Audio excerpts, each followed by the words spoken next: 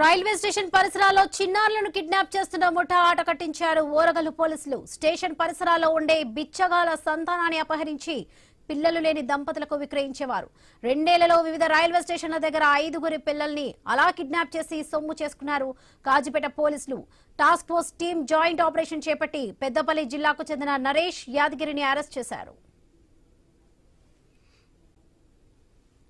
బేసికల్ మనం దీంట్లో చూస్తున్నాం అది మీరు ఎవరైతే పూర్ పేరెంట్స్ ఉంటారు, ఫర్ ఎగ్జాంపుల్ అది బెగర్స్ కావచ్చు, మార్కెట్ చిన్న చిన్న పనులు చేసే వాళ్ళు ఉంటారు, రైల్వే స్టేషన్ కానివ్వండి, బస్ స్టేషన్ బస్ స్టాండ్ కానివ్వండి.